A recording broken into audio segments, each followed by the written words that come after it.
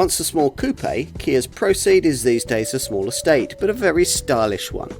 It sells alongside the brand's Ceed Sportswagon estate, but offers swoopier shooting brake styling to create a fastback look with that want one factor. The brand promises that the drive dynamics will match the aesthetic promise too. Let's check out the revised version. Gone are the days when Kia was content to merely try and reach a minimum class standard when it comes to drive dynamics. Ex-BMW M chief Albert Biermann, who during the creation of this car was Kia's head of handling development, spent 6 months with his team fine-tuning this ProCeed, and the brand promises that you'll feel the difference even on a very short test drive. Revisions over the Ceed hatch and Sportwagon include a body lowered by 5mm, plus a rather counterintuitive combination of stiffer springs and softer anti-roll bars to keep the tyres in better contact with the road surface.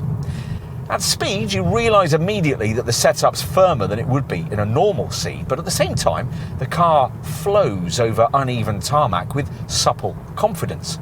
And when the road turns twisty, the consistent and relatively feelsome steering delivers enough feedback to encourage a more aggressive driving style, should that be appropriate. There is now just one engine option, a 158 bhp 4-cylinder, 1.5 litre TGDI power plant, mated to 6-speed manual transmission.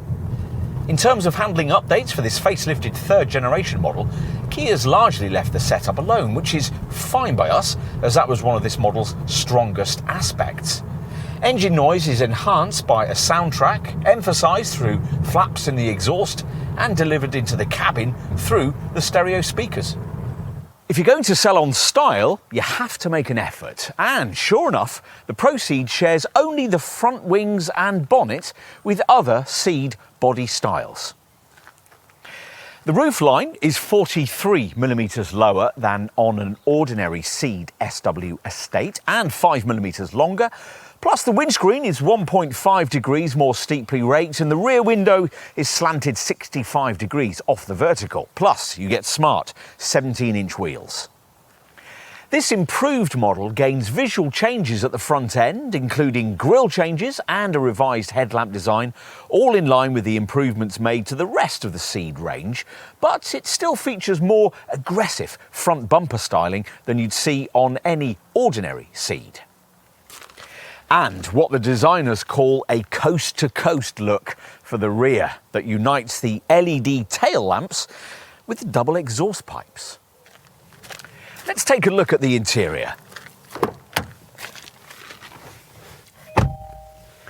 Inside, it actually feels quite special, especially with the mandatory GT line trim, which features leather and Alcantara sports seats with white stitching and GT line badging. There's a sporty flat-bottom steering wheel and black roof lining. In this revised model, a large instrument cluster screen is paired with this 10.25-inch centre monitor to further enhance driver interaction. OK, let's proceed to the rear doors. Now, at least you get them. Classic shooting brake models of the 70s never did. This model's lower hip point means you rather drop down into the seat bases, but it does compensate to some extent for the reduced height of that swept back ceiling, meaning that there's actually more headroom back here than the exterior styling leads you to expect there might be. Even so, those of basketball playing stature still won't thank you much for a lift home. The figures suggest that the roof height available has fallen from 940mm in a Ceed hatch to 890mm here. Legroom space is reduced too, down from 720mm in the hatch to 670 in this shooting brake model. We still reckon though that one 6-footer could just about sit behind another in reasonable comfort thanks to these scalloped seat backs. We'll finish, as usual, with a look at the boot. Now, this 594-litre cargo area, which is 50% bigger than that of a standard Ceed hatch, actually offers more space than you'd get from conventionally styled compact estates of this kind. Like station wagon versions of the Ford Focus, the Vauxhall Astra and the Seat Leon. And its capacity is only 31 litres less than you'd get in a Ceed Sportswagon, mainly because of this more steeply raked rear screen. This ProCeed needs to be reasonably affordable to run to interest likely buyers, and the figures seem to stack up acceptably well.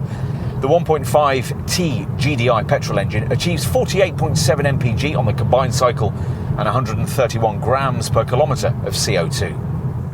This model's shooting brake concept may be a nod to past hunting wagons of the landed gentry, but the concept here is very much of our time, a compact yet spacious estate that doesn't drive like one. It's nicely finished, practically configured and relatively affordable to run. It's very much an estate for people who wouldn't normally buy such a thing, and that makes it quite a tempting prospect.